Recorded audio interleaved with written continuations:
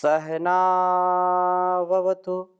सहनौ भुनक्तु सह वीर्यं करवावहै तेजस्विनावधीतमस्तु मा विद्विषावहै। ओम शांति शांति शांति। वैदिक जीवन पद्धति की इस कक्षा में आप सभी का हार्दिक स्वागत है, अभिनंदन है। वेदो अखिलो धर्म मूलम, वेद सब सत्य विद्याओं का पुस्तक है। वेद का पढ़ना, पढ़ाना, सुनना, सुनाना तथा आचरण में लाना हम सभी आर्यों का, श्रेष्ठ जनों का परम कर्तव्य है। कल्याणी वेदवाणी का स्वाध्याय हम कर रहे हैं और ऋग्वेद के तीसरे मंडल के कुछ जो सूक्त हमने लगभग 55 सूक्तों का जो मुख्य हमने बहुत ही सारगर्भित और हमारे जीवन से बिल्कुल, ऐसे तो सभी वेद मंत्र हमारे लिए एक नया उत्साह देने वाले हैं, नई शिक्षा, नूतनता और उत्साह से भरने वाले हैं। तथापि जिस प्रकार से हम निरंतरता से स्वाध्याय करते हैं तो स्वाध्याय करने से हमारा जो मानसिक सामर्थ्य, जो वैचारिक सामर्थ्य वो बढ़ता है, श्रद्धा बढ़ती है, भक्ति बढ़ती है, सहनशीलता बढ़ती है। इसलिए नित्य प्रति कम से कम एक वेद मंत्र तो जरूर पढ़ना चाहिए। यदि हम सनातन परंपरा को जानते हैं, समझते हैं, भारतीय परंपरा को, ऋषि परंपरा को हम जीते हैं, तो ये सबसे बड़ी सेवा संसार की होगी।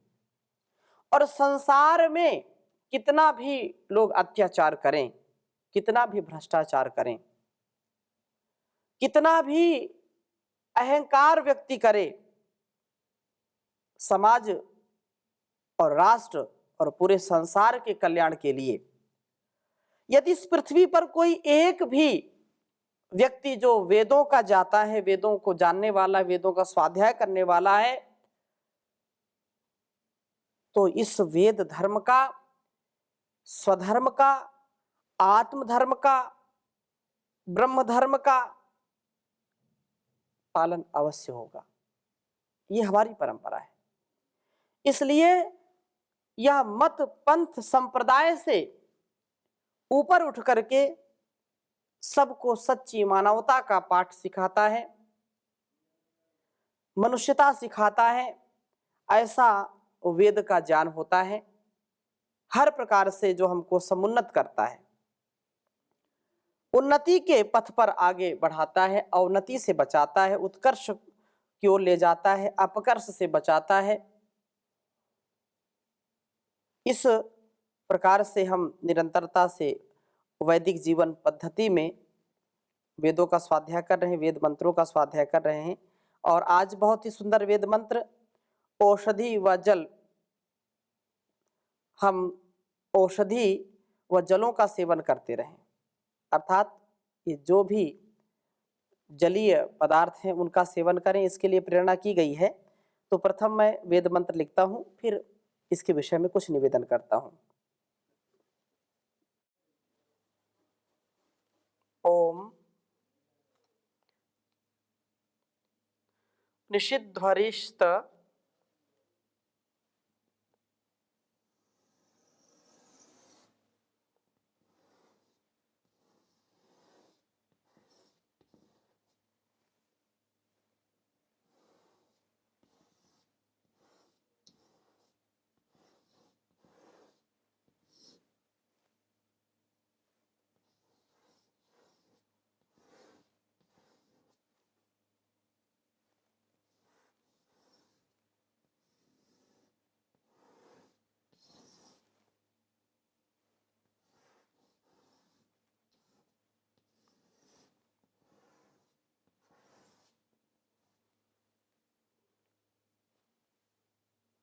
औषधि रुतापो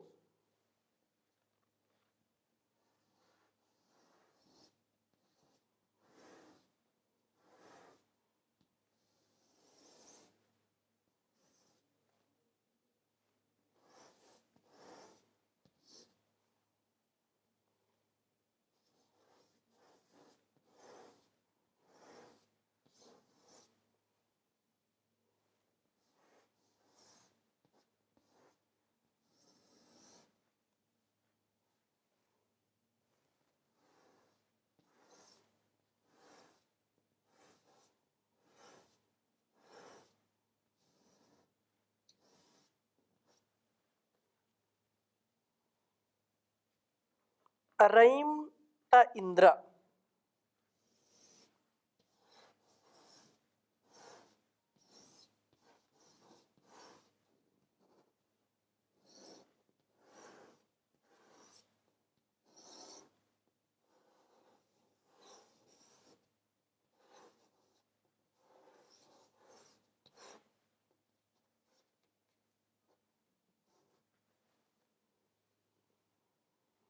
पृथ्वी बिभर्ति।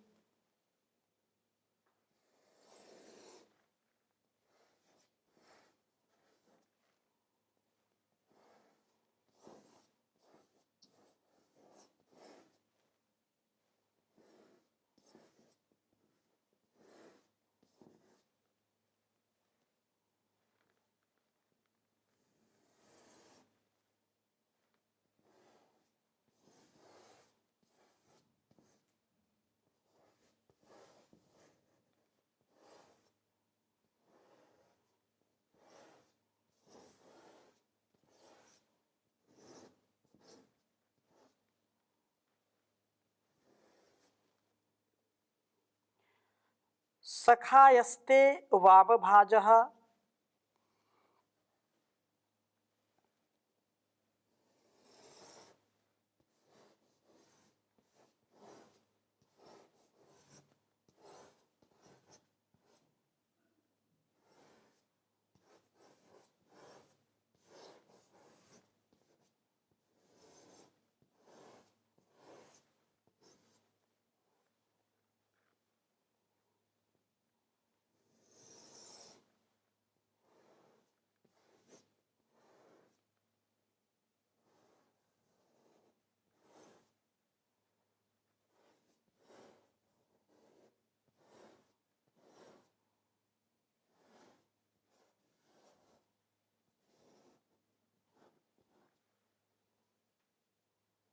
श्याम।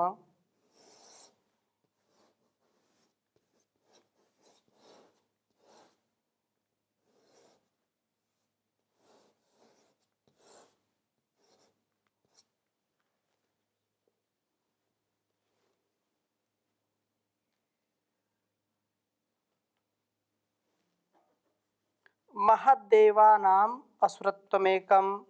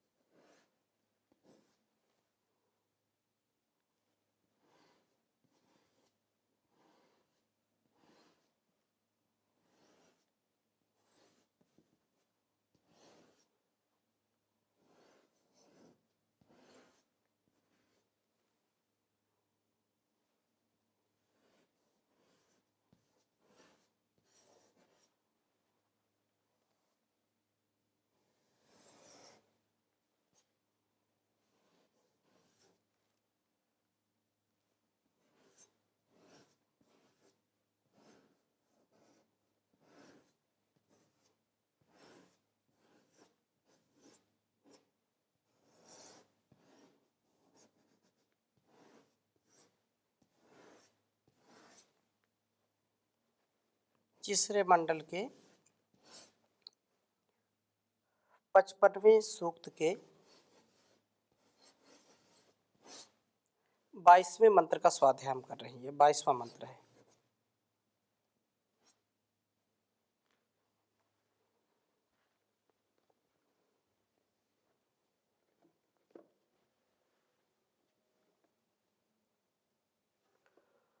ओम निषिध्वरिस्त ओषधीरुतापो रयिं त इंद्र पृथ्वी बिभर्ति। सखायस्ते वामभाजः श्याम महद्देवानाम् असुरत्वमेकम्। ओम निषिध्वरिस्त ओषधीरुतापो रयिं त इंद्र पृथ्वी बिभर्ति। सखायस्ते वामभाजः श्याम महद्देवानाम् असुरत्वमेकम्। औषधि व जल, इस विषय में यह वेद मंत्र है। कहा कि हे इंद्र, जो परम ऐश्वर्यशाली प्रभु, परम ऐश्वर्यशालीन प्रभु ते आपको, या यह जो आपका ये औषधि, औषधियाँ उत और आपह जल निषिद्धरी, निश्चय से रोगों का निषेध व निराकरण करने वाली हैं। हे परमात्मन, ते आपकी यह पृथ्वी भूमि माता रईम विभरती हमारे लिए सब धनों व रई शक्ति का पोषण करती है। बहुत ही सुंदर यह उपदेश है कि जो परमात्मा सबसे संसार में ऐश्वर्यशाली है, सबसे ज्यादा शक्तिशाली है, सबसे ज्यादा प्रभावशाली है, उसकी जो शक्ति है, जो औषधियों के रूप में और जलों के रूप में हमको प्राप्त होती है। अन्न भी औषधि है, अन्न को ब्रह्म भी कहते हैं और औषधि के रूप में ग्रहण करते हैं। तो औषधियां और जल भी बहुत बड़ी औषधि है। जल चिकित्सा एक बड़ा विज्ञान है। अथर्ववेद में और भी यत्र तत्र अलग अलग वेदों में, शास्त्रों में, नीति शास्त्रों में, आयुर्वेद शास्त्रों में बहुत ही सुंदरता से जल चिकित्सा का वर्णन किया गया है। जल चिकित्सा जो हमारे जीवन को आरोग्यता से परिपूर्ण करती है। हमारे शरीर में लगभग 3 हिस्से जल है, लगभग 70-75% जल पाया जाता है और जल का समुचित प्रयोग न करने से अनेक रोगों के हम शिकार हो जाते हैं। आज संसार में अलग अलग रोग लोगों को उत्पन्न हो रहे हैं। उसका यह भी कारण है कि समुचित जलीय पदार्थों का सेवन न करना, जल का समुचित प्रयोग न करना। कितना जल पीना, कब पीना, कैसे पीना, कब नहीं पीना, इसका ज्ञान न होने से भी अनेक प्रकार के रोग होते हैं। उचित मात्रा में हम जल का सेवन करें तो हमारा शरीर स्वस्थ रहेगा। क्योंकि यह विषय अभी अलग है, परंतु जल का अत्यंत महत्व है। वारी जल को कहते हैं, और वारी का मतलब क्या है?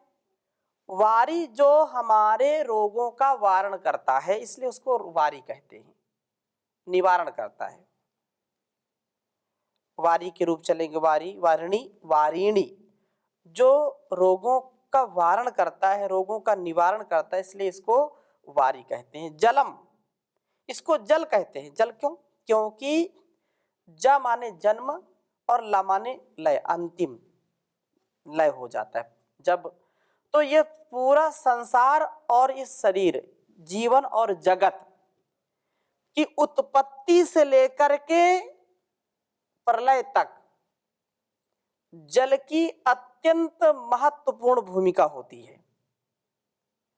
जल से ही जन्म हमारा होता है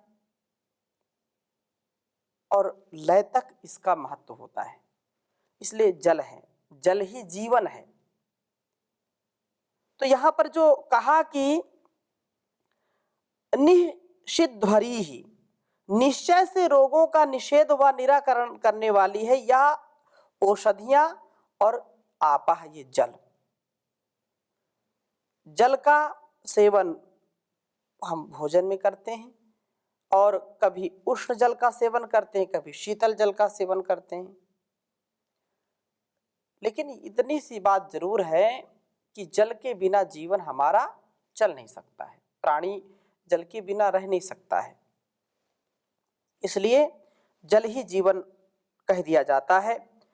और जो आगे कहा, पृथ्वी विभरती, पृथ्वी जो भरण पोषण करती है, ये धरती, ये हमारी जो मातृभूमि है, जो माता है, ये माता पृथ्वी सबके लिए कल्याणकारी है। माता भूमि ही पुत्रो अहम पृथिव्याः, ऐसा वेदों का उद्घोष है। इसलिए कहा रयिं बिभर्ति, हमारे लिए सब धनों व रयि अर्थात शक्ति का पोषण करती है। इस पृथ्वी से उत्पन्न वानस्पतिक पदार्थों का सेवन करते हुए, जलों का प्रयोग करते हुए हम स्वस्थ रहते हैं। यह पृथ्वी अन्य भी आवश्यक धनों को हमारे लिए अवश्य प्रदान कराती है। एक पाठ हमने बचपन में पढ़ा था, यह धरती कितना देती है। किसी हिंदी लेखक ने वह कहानी लिखी थी, तो पाठ था बचपन में हमने पढ़ा कि धरती कितना देती है। धरती, एक बीज हम लगाते हैं और उसका फल हजारों गुना मिलता है। एक छोटी सी सेम घरों में लोग लगा देते हैं, सेम एक बीज लगाया, इतना सा छोटा सा बीज, और जब वह बढ़ती है, फली देती है, तो स्वयं भी खाते हैं और दूसरों को, पास पड़ोस के लोग भी खाते हैं। मैंने उदाहरण दिया पाठ का, तो उसमें सेम का उदाहरण दिया था, इसलिए मैंने दिया कि एक छोटा सा बीज और उससे एक बीज से हजारों लाखों बीज तैयार हो जाते हैं, हजारों लाखों पौधे तैयार हो जाते हैं। कितना बड़ा विज्ञान है, कितना देती है यह धरती, कितना भरण पोषण करती है। विकट संकट आने पर भी सारे जो संसाधन है संसार के, वो अस्त व्यस्त हो जाते हैं। मुद्रास्फीति भी धराशायी हो जाती है और सारा संसार व्याकुल हो उठता है। कोरोना काल में इतना संसार व्याकुल हुआ, सारा अर्थ जो व्यवस्था थी, सारी अर्थव्यवस्था चौपट हो गई। लेकिन यदि धरती ना हो, अन्न ना हो, फल फूल ना हो, साग सब्जी ना हो, तो कैसे जीवन चलेगी? बहुत ही कठिन हो जाएगा। ये कभी भी इनकार नहीं करती। आपने परिश्रम किया है, बीज डाला है, आपको उसका परिणाम, उसका फल अवश्य देती है। यह कितना बड़ा सौभाग्य और कितना बड़ा उपकार हमारे ऊपर करती है। माँ के समान हमारा भरण पोषण करती है। एक ही खेत में हम गन्ना लगाते हैं, एक ही खेत में मिर्च लगाते हैं, उसी खेत में हमने बैंगन लगा दिया, उसी में नीम का पेड़ भी लगा दिया, करेला लगा दिया, तरबूजा लगा दिया, खरबूजा लगा दिया, टमाटर लगा दिया, नींबू लगा दिया। जितने प्रकार के फल फूल आप लगा सकते हैं, धन धान्य लगा सकते हैं, लगाइए। लेकिन इतना अनुशासन है, एक ही खेत में सैकड़ों प्रकार की फसल आप लगा दीजिए, खट्टा मीठा चरपरा, जितना स्वाद जिस जिस वनस्पति में होता हो, और एक जैसा पानी, एक जैसा खाद, एक जैसा जो है जो सूर्य का ताप है, सबको मिल रहा है, एक जैसी वायु प्रवाहित हो रही है। परंतु अनुशासन इतना जबरदस्त कि गन्ने का स्वाद मिर्च में नहीं आ सकता और मिर्च का स्वाद तरबूज में, खरबूज में नहीं जा सकता। नींबू, आम की जो खटास है, कच्चे आम, उसकी खटास कहीं आपके टमाटर या जो उसमें तरबूज में, खरबूज में नहीं आ सकती है। कहने का आशय क्या है, इस धरती से क्या नहीं मिलता, सब कुछ मिलता है। इसी से हमको घी मिलता है, इसी से दूध मिलता है, इसी से तेल मिलता है। कितना बड़ा, कितनी तिलहन जो होते हैं, चाहे सरसों हो, चाहे तिल हो, चाहे अलसी हो, चाहे अन्य जो भी हैं जिनसे भी तेल मिलता है, तेल इसी से मिलता है। और जो घृत मिलता है, दूध मिलता है, वो भी तो इस वनस्पतियां खा करके घास फूस खा करके, और पशु हमको दूध देने में समर्थ हो जाते हैं। तो ये धरती का जितना, इसलिए धरती माता इसको कहते हैं, यह सबकी भाग्य विधाता है, कभी किसी को भूखा नहीं सुला सकती। कितना भी व्यक्ति परेशान हो जाए, यदि उसके जीवन में पुरुषार्थ है और खेत है तो वो जरूर कार्य करेगा। खेत नहीं है तो मैंने एक उदाहरण दिया कि अपने आंगन में लोग बीज डाल देते हैं, कभी लौकी का डाल दिया, कभी तरोई का डाल दिया, कभी सेम का डाल दिया, और उसी से वो भरपेट खाते हैं, दूसरों को भी खिलाते हैं। तो ये बहुत बड़ा उपकार है उस परमात्मा का जो हमको सदा सर्वदा देता है। इस पृथ्वी से उत्पन्न वानस्पतिक पदार्थों का सेवन करते हुए, जलों का प्रयोग करते हुए हम स्वस्थ रहते हैं। जल अवश्य हम सेवन करें। यह पृथ्वी अन्य भी आवश्यक धनों को देती है, जैसे खनिज जो पदार्थ हैं और अलग अलग धातुएं, सोना, चांदी, हीरा, मोती, माणिक्य, सब यही देती है। कहाँ से? परमात्मा की ऐसी व्यवस्था है, सब कुछ इसी से मिलता है। और हे प्रभु, हम ते सखायः, आपके मित्र बने, आपकी ओर हमारा झुकाव हो, हम प्रकृति में आसक्त ना हो जाए, हम इस प्रकृति के आलंबन में फंसे नहीं। तथा वाम भाजः, जो रमणीय है, सब रमणीय वस्तुओं के भागी बने। प्रकृति के विषयों में आसक्ति ही हमें निम्न मार्ग की ओर ले जाती है और हमें कष्टों में फंसा देती है, हमारे कष्टों का वो कारण बन जाती है। आपका उपासन, आपकी उपासना, आपकी भक्ति, आपकी जो शक्ति है, उससे हमारा सामर्थ्य बढ़ता है। हम अनुभव करें कि देवा नाम, आपके बनाए इन सूर्य आदि देवों का असुरत्वम, प्राण शक्ति संचार का कार्य एकम अद्वितीय है और महान है। हम औषधि व जलों का सेवन करते हुए सदा स्वस्थ रहें। पृथ्वी हमारे लिए सब आवश्यक धनों को प्राप्त कराने वाली हो। पृथ्वी के मित्र बन करके हम सदा सुंदर वस्तुओं के भागी हों। सूक्त जो यह 55वां सूक्त था, इसमें लगभग ये अंतिम मंत्र था, 22वां मंत्र। और इस मंत्र में जो इस सूक्त है, इस सूक्त में आरंभ से लेकर के अंतिम तक यह एक जो अंतिम महदेवा नाम असुरत्वम एकम, यह सभी में एक एकत्व के रूप में सब में यह दिया हुआ है। तो यह बहुत ही सुंदर सूक्त है। इसका स्वाध्याय जब भी अवसर हो आप करें और एक व्रत रखें कि कहीं भी किसी भी स्थिति में स्वाध्याय अवश्य करना है।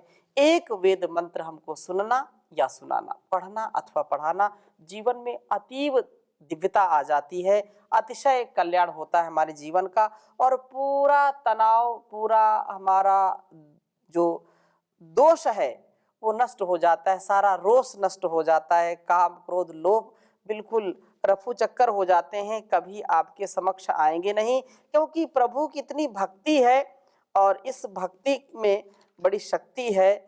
हम जीवन को अच्छे से जिएं। तो आज समय हो गया है, यहीं पर विराम करते हैं। शेष चर्चा नए मंत्र के साथ अगली कक्षा में करेंगे। ओम शांति शांति शांति।